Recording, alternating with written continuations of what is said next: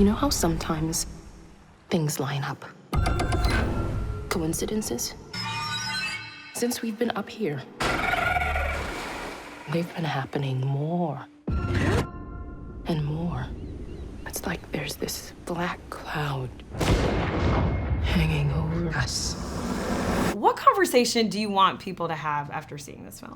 I want people to, first of all, I just want people to have any conversation. That to me is the goal. If they wanted a starting place, I would say, what is your part in the evils that you observe? In order for us to live a life in safety or relative safety, someone has to live a life of danger. We're connected to evil, whether or not we face it on a daily basis or not. So maybe we are our own worst enemy. Right.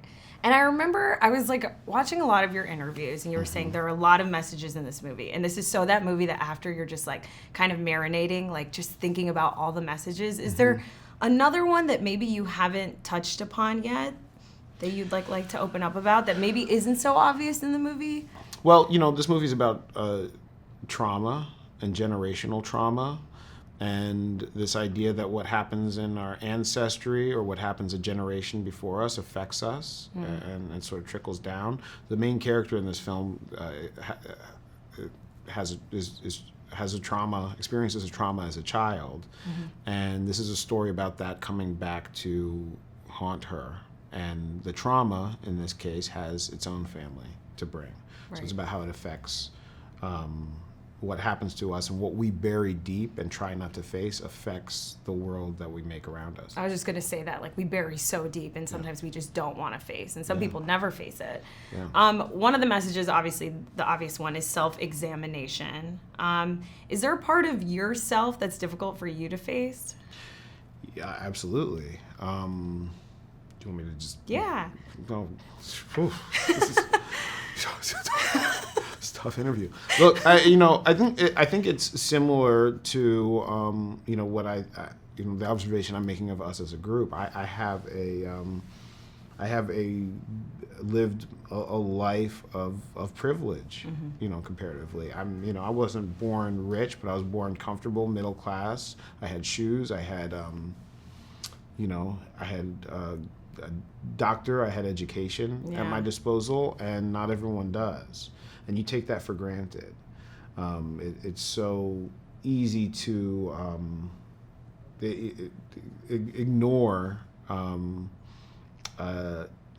people who are suffering. It's so true, because you're just oh, well, I feel so bad, but I'm not dealing with it. It's not my fault. Yeah, it's easy to turn the other way. That's so interesting. I'm such a big fan of yours, and after Get Out and watching this movie, I started thinking to myself when I left yesterday, will you ever make a cameo in one of your own films? I've made cameos in both of my films. You have? Mm-hmm. In Get Out, I was the voice of the deer. And in Us? I am a dying rabbit. Wait, does anyone know that? No. Oh my God, am I the first person you told? Yes, and yes, you are. And, Jordan, that's crazy. Yeah. Oh my God. Congratulations. Thanks. To you. Thanks. For figuring that one out. If your life was a movie, what would the title of the movie be? If my life was a movie? Yeah. What would the title of it be? It would probably be The Dreamer. The Dreamer. Wait, the Dreamer. 3 times with the lipstick.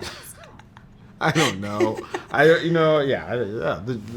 Let's just say it would be The Dreamer, the Jordan Peele story. Oof, that's 2 thes. That's awful. Okay, I'll think about it.